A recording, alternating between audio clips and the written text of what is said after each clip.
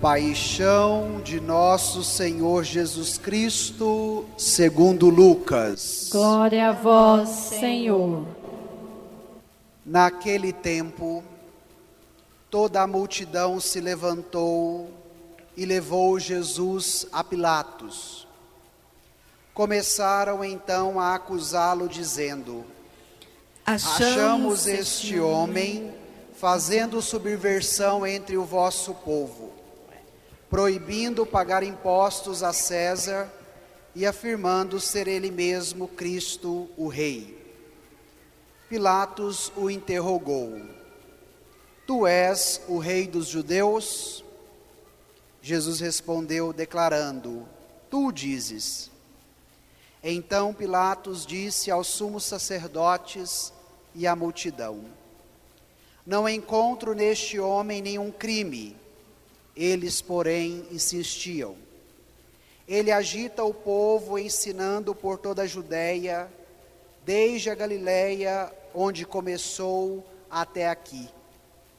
Quando ouviu isto, Pilatos perguntou: Este homem é galileu? Ao saber que Jesus estava sob a autoridade de Herodes, Pilatos enviou-o a este, pois também Herodes estava em Jerusalém naqueles dias. Herodes ficou muito contente ao ver Jesus, pois havia muito tempo que desejava vê-lo. Já ouvira falar a seu respeito e esperava vê-lo fazer algum milagre. Ele interrogou-o com muitas perguntas. Jesus, porém, nada lhe respondeu. O sumo sacerdote e os mestres da lei estavam presentes e o acusavam com insistência. Herodes, com os seus soldados, tratou Jesus com desprezo, zombou dele, vestiu-o com uma roupa vistosa e mandando-o de volta a Pilatos. Naquele dia, Herodes e Pilatos ficaram amigos um do outro, pois antes eram inimigos. Então Pilatos convocou os sumos sacerdotes, os chefes e o povo e lhes disse: Vós me trouxestes aqui este homem, como se fosse um agitador do povo. Pois bem, já o interroguei diante de vós, e não encontrei nele nenhum dos crimes que o acusais. Nem Herodes, pois o mandou de volta para nós. Como podeis ver, ele nada fez para merecer a morte. Portanto, vou castigá-lo e o soltarei. Toda a multidão começou a gritar: Fora com ele! Solta-nos Barrabás. Barrabás tinha sido preso por causa de uma revolta na cidade e por um homicídio. Pilatos falou outra vez à multidão, pois queria libertar Jesus. Mas eles gritavam: Crucifica-o, crucifica-o. E Pilatos falou pela terceira vez: Que mal fez este homem? Não encontro nele nenhum crime que mereça a morte. Portanto, vou castigá-lo e o soltarei. Eles, porém, continuaram a gritar com toda a força, pedindo que fosse crucificado. E a gritaria deles aumentava sempre mais. Então Pilatos decidiu que fosse feito o que eles pediam. Soltou o homem que eles queriam, aquele que fora preso por causa de homicídio, e entregou Jesus à vontade deles. Enquanto levavam Jesus, pegaram um certo Simão de Cirene, que voltava do campo, e impuseram-lhe a cruz para carregá-la atrás de Jesus. Seguia-o uma grande multidão do povo e de mulheres que batiam no peito e choravam por ele. Jesus, porém, voltou-se e disse: Filhas de Jerusalém, não choreis por mim, chorai por vós mesmas e por vossos filhos. Portanto, dias virão em que se dirá: felizes as mulheres que nunca tiveram filhos, os ventres que nunca deram à luz, e os seios que nunca amamentaram. Então começaram a pedir às montanhas: caí sobre nós, e às colinas: escondei-nos. Porque se fazem assim com a árvore verde, o que não farão com a árvore seca? Levavam também outros 2 malfeitores para serem mortos juntos com Jesus. Quando chegaram ao lugar chamado Calvário, ali crucificaram Jesus e os malfeitores, uma à sua direita e outro à sua esquerda. Jesus dizia: Pai, perdoa-lhes, eles não sabem o que fazem. Depois fizeram um sorteio, repartindo entre si as roupas de Jesus. O povo permanecia lá, olhando, e até os chefes zombavam, dizendo: os outros ele salvou, salva-se a si mesmo, se de fato é o Cristo de Deus, o escolhido. Os soldados também caçoavam dele. Aproximavam-se, ofereciam-lhe vinagre e diziam: se és o rei dos judeus, salva-te a ti mesmo.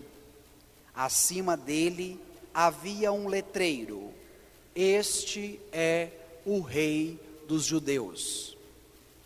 Um dos malfeitores crucificados o insultava, dizendo: tu não és o Cristo? Salva-te a ti mesmo e a nós. Mas o outro o repreendeu, dizendo: nem sequer temes a Deus, tu que sofres a mesma condenação? Para nós é justo, porque estamos recebendo o que merecemos, mas ele não fez nada de mal. E acrescentou: Jesus, lembra-te de mim quando entrares no teu reinado. Jesus lhe respondeu: em verdade eu te digo, ainda hoje estarás comigo no paraíso. Já era mais ou menos meio-dia, e uma escuridão cobriu toda a terra, até às 3 da tarde, pois o sol parou de brilhar. A cortina do santuário rasgou-se pelo meio, e Jesus deu um forte grito: Pai, em tuas mãos eu entrego o meu espírito. Dizendo isto, Jesus expirou. O oficial do exército romano viu o que acontecera e glorificou a Deus, dizendo: de fato este homem era justo. E as multidões que tinham acorrido para assistir viram o que havia acontecido e voltaram para casa batendo no peito. Todos os conhecidos de Jesus, bem como as mulheres que o acompanhavam desde a Galileia, ficaram à distância olhando estas coisas. Palavra da salvação. Glória a vós, Senhor. Vamos cantar agora o refrão do Salmo, pedindo com que esta palavra que acabamos de escutar caia no nosso coração, abra todo o nosso interior no início desta Semana Santa, para que a palavra de Jesus nos oriente. Cantemos: meu Deus, por que me abandonastes? Meu Deus,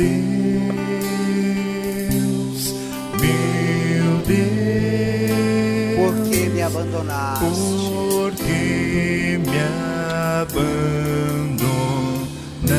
Cantemos mais uma vez, preparando o nosso coração. Meu Deus, por que me abandonastes?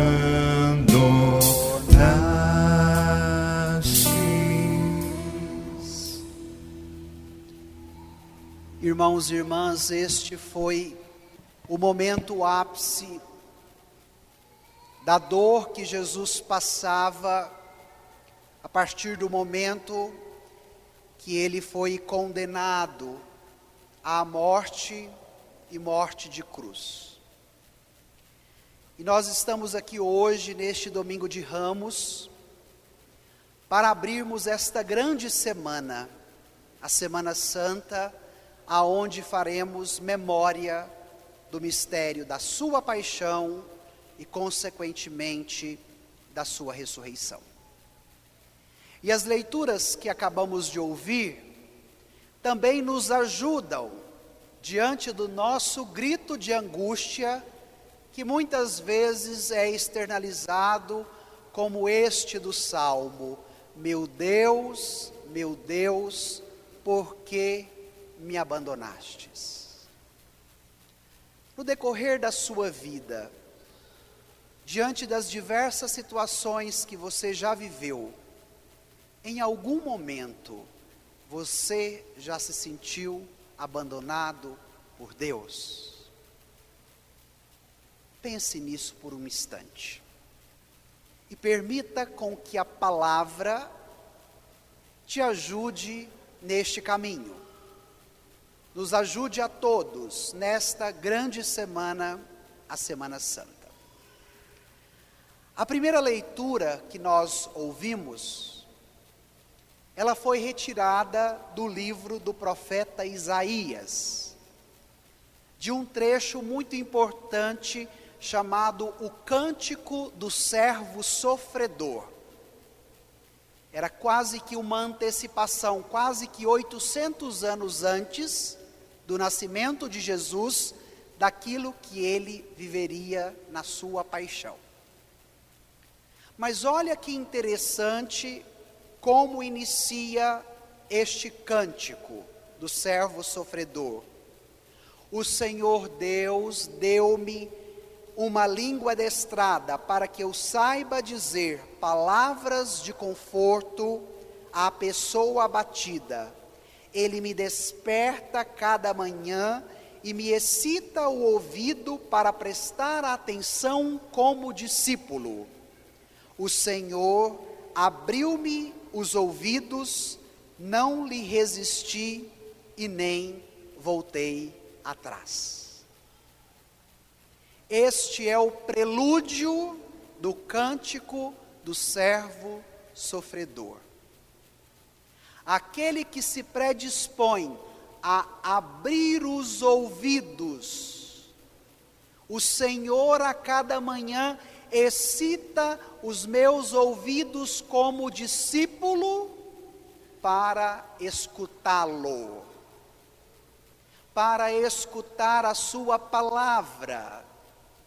O Senhor adestra a minha língua para dizer uma palavra de ânimo àqueles que estão desanimados. Como seria bom se nós tomássemos este prelúdio do cântico do servo sofredor todas as manhãs quando levantamos, e antes de sairmos da cama, falarmos: Senhor, excita o meu ouvido para escutar a tua palavra como discípulo. Senhor, adestra a minha língua para que ela possa dizer palavra de ânimo, de coragem e de esperança às pessoas abatidas. E com certeza, o nosso dia será muito melhor. As nossas ações serão muito melhores.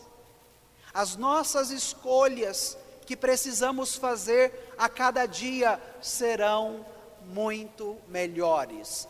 Esta é a dinâmica da grande semana, a Semana Santa. Excitar os nossos ouvidos à força da palavra e adestrar a nossa língua, às vezes felina, para que ela possa proclamar palavra de ânimo, de esperança e de conforto. Sempre nos atendimentos que faço às pessoas, eu digo a elas: o ouvido que está mais perto da sua boca é o seu. E tudo que você fala entra em primeiro lugar no ouvido de quem? No seu. Se nós medirmos, acredito que uns 10, 12 centímetros no máximo de distância entre a nossa boca e o nosso ouvido.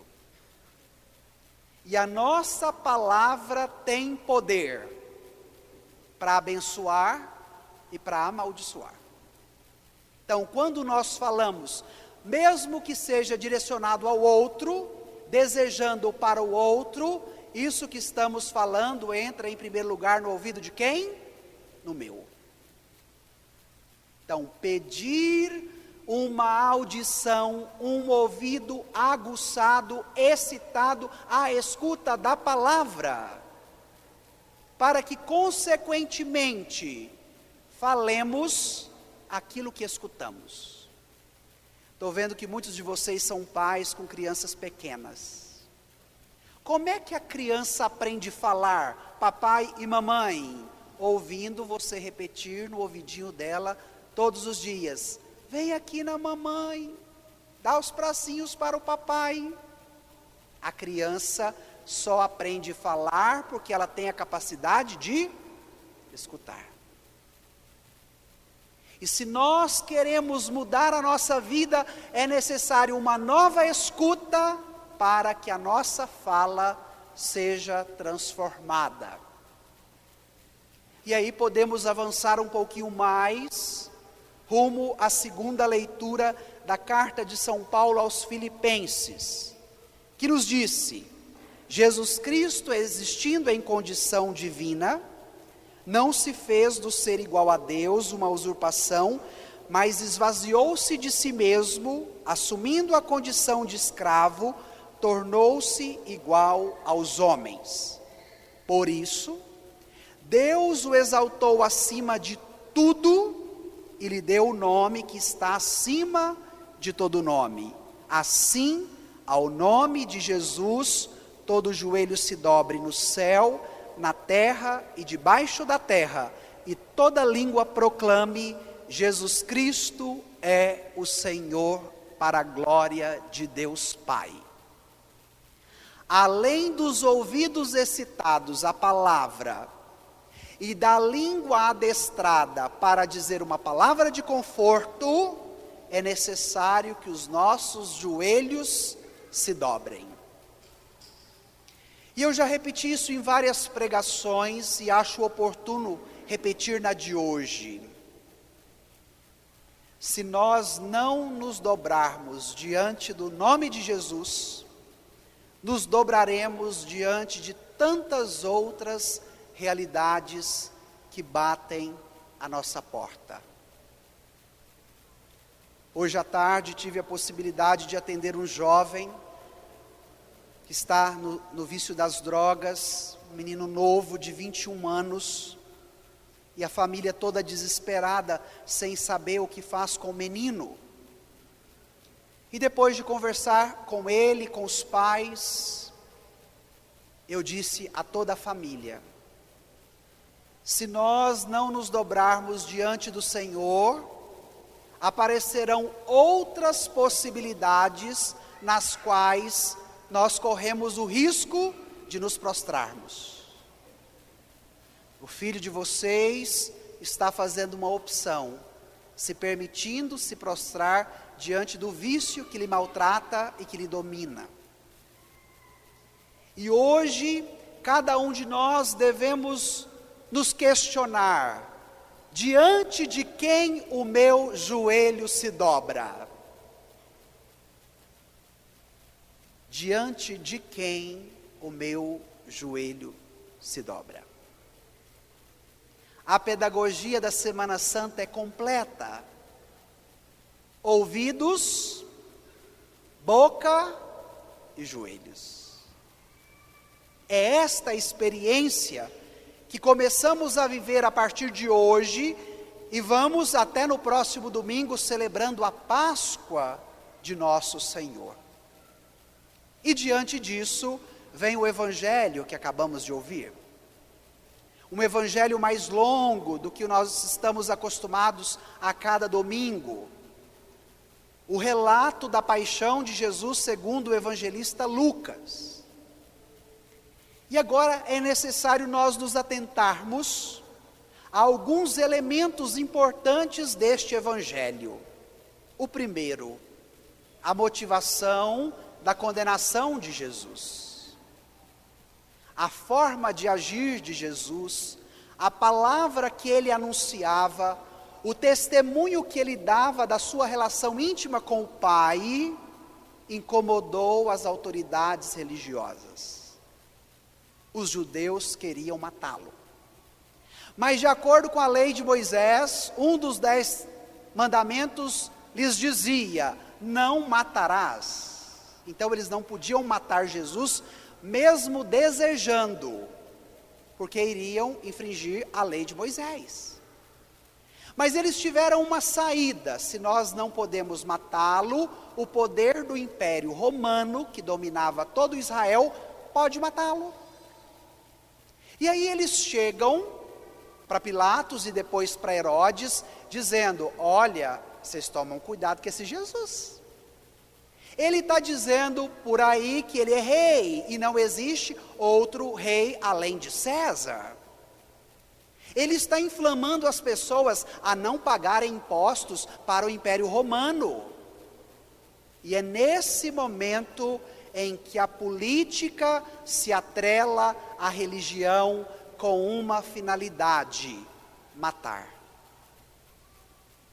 Por que é importante nós entendermos isso? Porque esta realidade de Jesus ainda continua a acontecer em nosso meio. Seja de maneira interna no Brasil, ou seja de maneira externa, diante dos diversos conflitos que hoje o nosso mundo vive. Uma religião que se atrela à política tem como resultado final a morte. Então levaram Jesus para ser acusado. Herodes e Pilatos não se comprometeram, até mesmo porque eles não tinham matéria para prendê-lo e muito menos para matá-lo. E aí o que eles fazem? Chamam a multidão. E olha como é perverso esta pedagogia da religião atrelada à política. Trazem Barrabás, que era um homicida, um homem que tinha cometido um assassinato, e colocam os dois, Jesus e Barrabás, e manda a multidão escolher. A mesma multidão que acolheu Jesus feliz da vida em Jerusalém, cantando Hosana, Hosana nas alturas, bendito que vem em nome do Senhor, foi a mesma multidão que levantou os braços para dizer: crucifica-o. Nem sempre a voz do povo é a voz de Deus. Porque quando Pilatos e Herodes deram voz à multidão, o que a multidão gritou? Crucifica-o. O poder que não quer assumir a responsabilidade dos seus atos, colocando sempre esta mesma responsabilidade nos outros. Vocês acompanharam como se deu as situações políticas do nosso Brasil no auge da pandemia? Ninguém assumia a culpa, ninguém assumia a responsabilidade, e uma multidão de brasileiros e brasileiras sendo mortos pelo vírus. Para vocês entenderem que o que nós vivemos hoje não é novo na história, porque aqui nós estamos meditando um texto de mais de 2000 anos atrás. E naquele momento, eles levam Jesus e começam a flagelá-lo. No mesmo momento, já impõe uma cruz sobre os seus ombros, e ele começa o seu itinerário rumo ao Monte Calvário. O Monte Calvário recebeu este nome porque ele era chamado o Monte da Caveira, e lá seria o lugar da crucifixão de Jesus. E a geografia para chegarmos ao ápice do monte é um caminho sempre de subida. E o Papa Bento XVI, meditando este evangelho, diz que o caminho de Jesus com a cruz, resultando na sua paixão, não era apenas uma subida geográfica para a parte mais alta de um monte, mas esta subida era uma subida interior. E a Semana Santa precisa ajudar a mim e a você a fazermos um caminho de subida. Não somente para o Monte Santo Antônio, para tirar foto da cidade, mas que seja uma subida interior. A cruz pesava, pegam Simão de Cirene, coloca para carregá-lo à cruz de Jesus por um instante, e depois devolve novamente, e os seus algozes o insultam. Mas você não é Deus, salva-te a ti mesmo. Mas você não curou tantas pessoas doentes.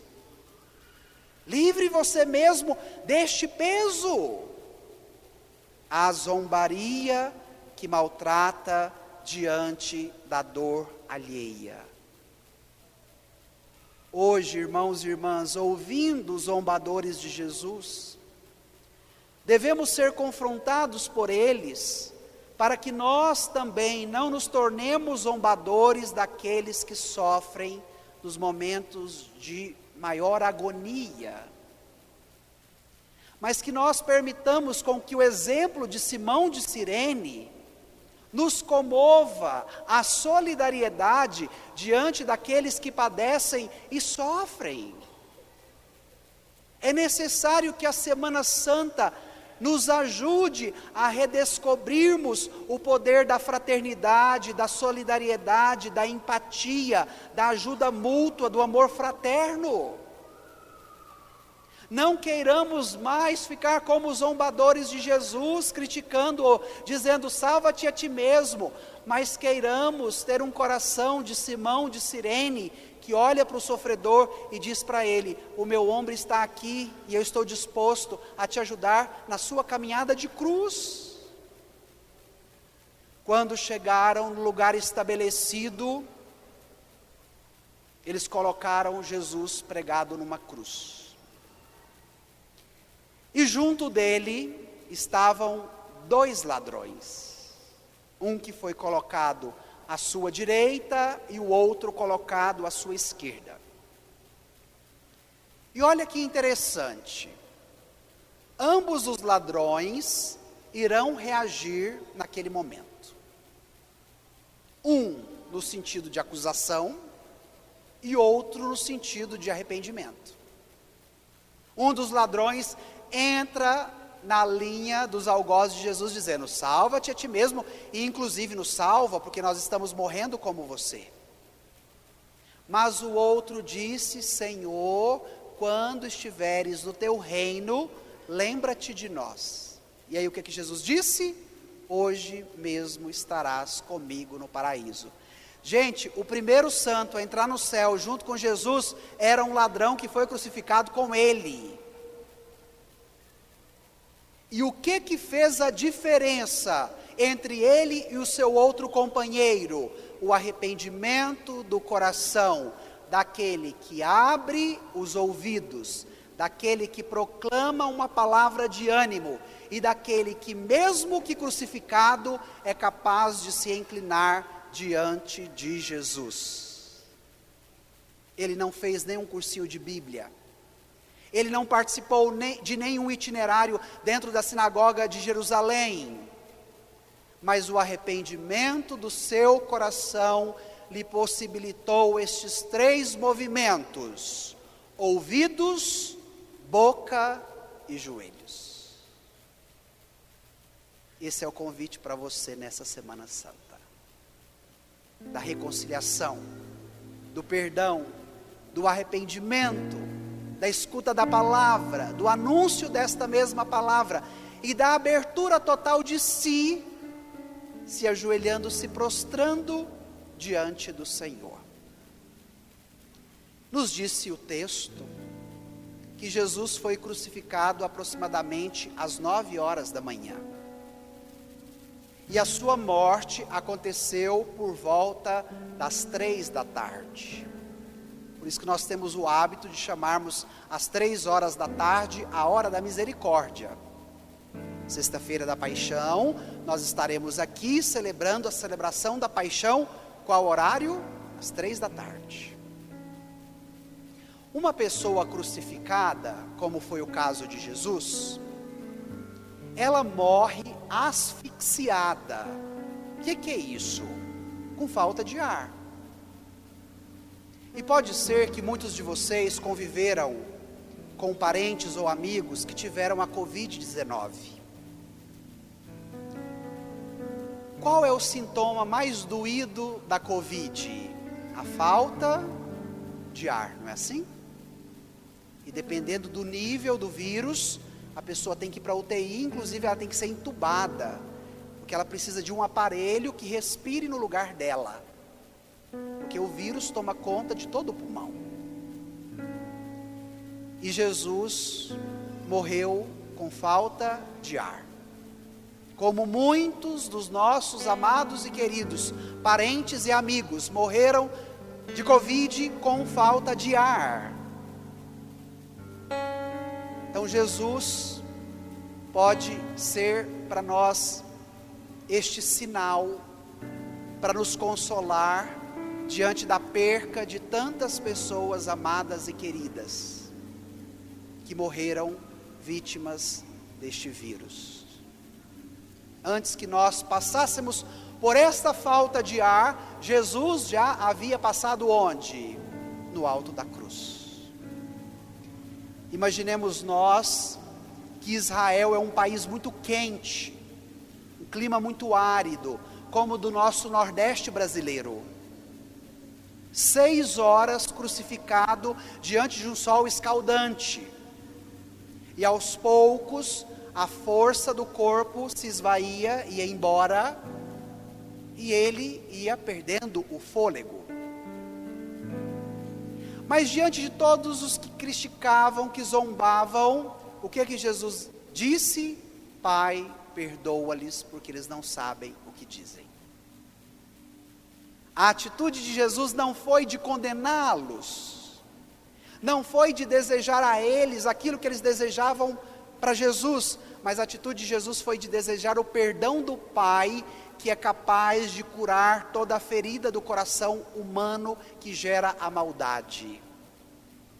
Porque todos aqueles estavam agindo pela maldade. Então, o que cura a maldade do nosso coração? O perdão do Pai. Por isso Jesus dizia: Pai, perdoa-lhes. Então, quando o seu coração estiver muito pesado, muito cheio de maldade, de ódio, de rancor e de ressentimento, qual é o remédio que você tem para te libertar disso tudo? O perdão do Pai. Passando as horas, a asfixia aguçava, e antes da sua morte, Jesus deu um grito.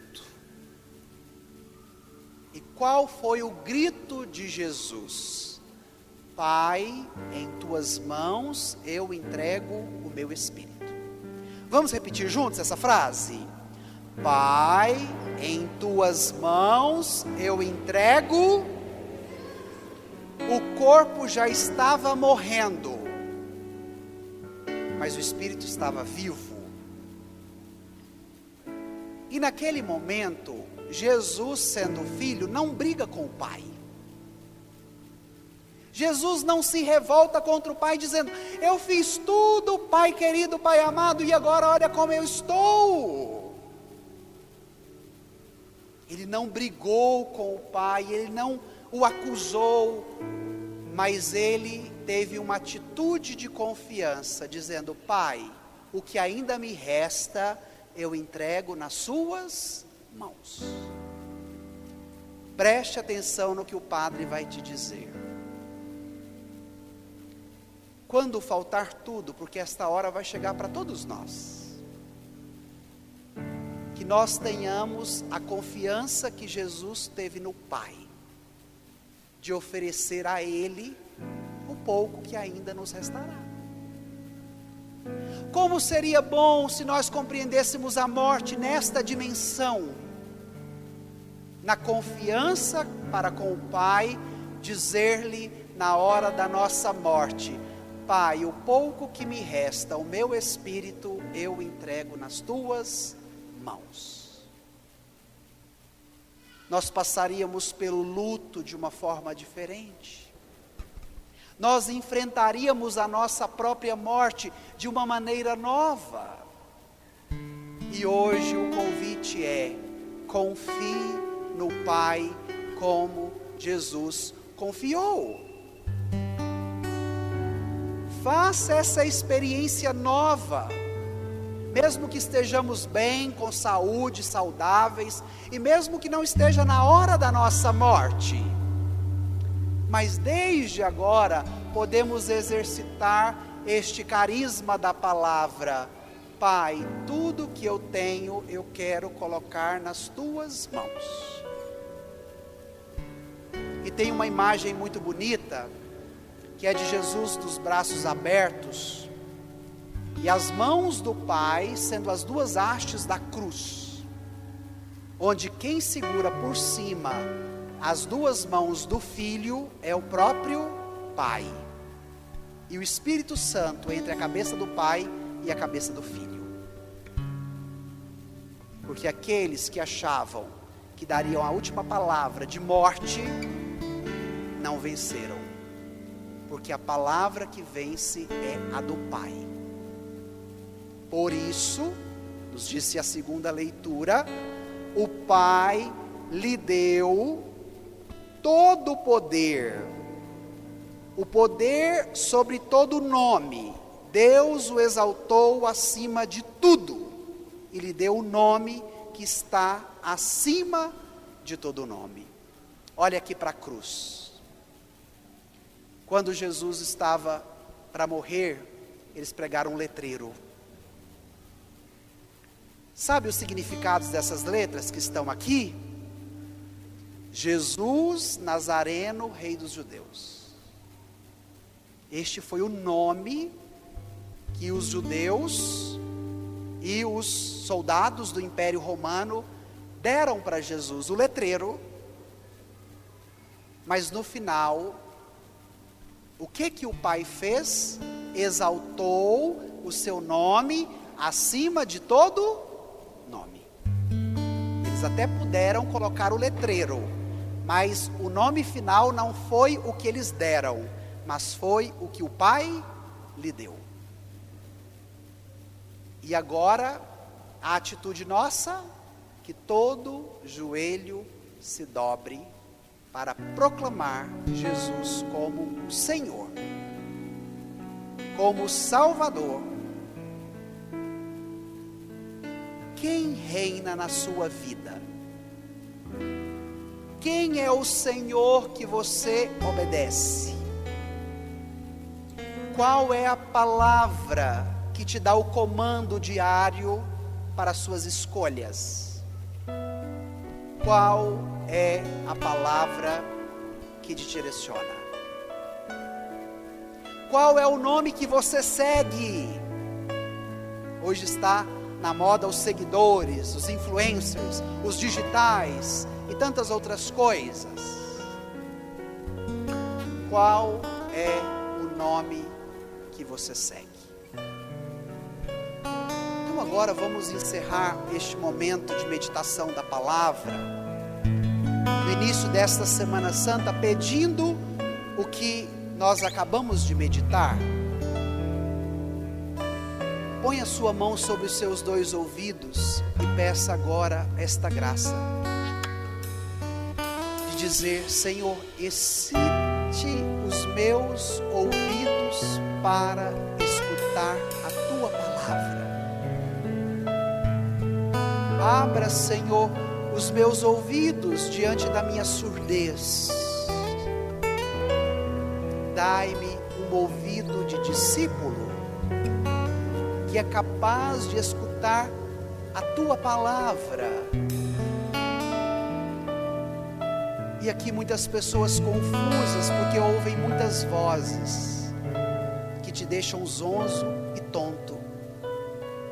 Então peça agora para que o Senhor abra os seus ouvidos. Peça que o Senhor excite esses mesmos ouvidos para escutar. Diga: eu quero escutar a tua palavra, Senhor. Eu quero escutá-la a cada manhã. Eu quero abrir os meus ouvidos a ti, Senhor. Põe a sua mão agora sobre a sua boca e peça a Jesus uma língua adestrada diante da sua língua solta. E vai pedindo para Ele uma palavra nova, uma palavra que é capaz de te ajudar a dizer ao outro: anime-se, seja consolado, fortaleça. Peça ao Senhor agora uma língua adestrada para anunciar palavra de ânimo e coragem aos desanimados. Pense quantos desanimados você encontrará nesta Semana Santa e que vão precisar desta sua palavra. Fala: Senhor, purifica a minha língua, purifica o meu falar diante de tudo aquilo que me domina e que muitas vezes me maltrata e me leva a maltratar o outro, porque eu quero agora uma língua que seja capaz de anunciar a tua palavra. Eu quero viver esta Semana Santa diferente, Senhor. Coloque sua mão agora sobre os seus 2 joelhos. Diante de quem você se prostra? Diante de que você se ajoelha?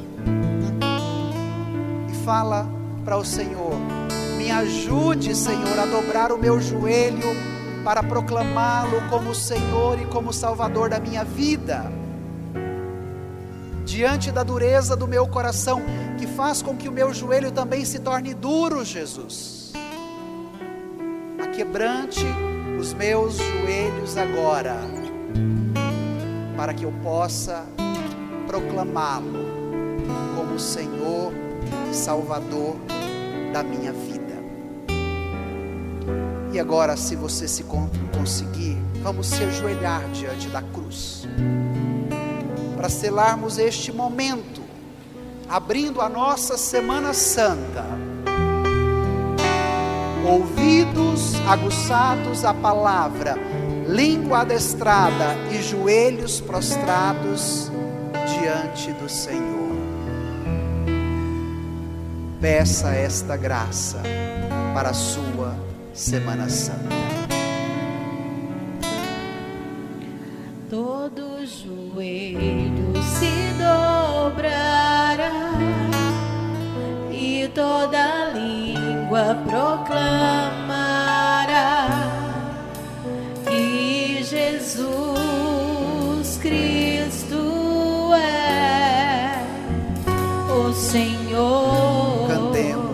todo joelho.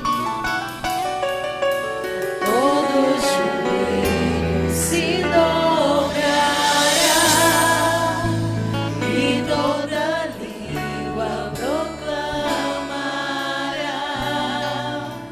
que Jesus Cristo é o Senhor. Nada poderá me abalar,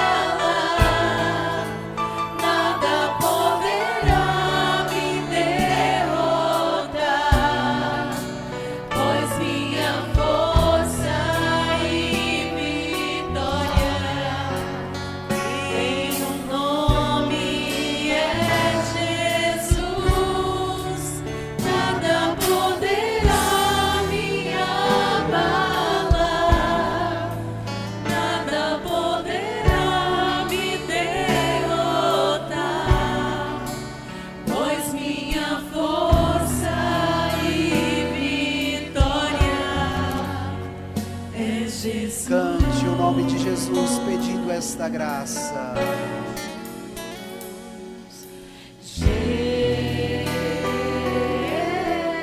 Peça que Jesus hoje abra os seus ouvidos.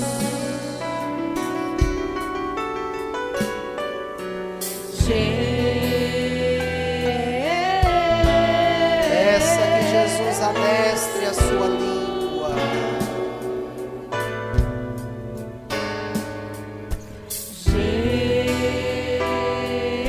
Peça que Jesus aquebrante os seus joelhos para se prostrar na presença dele.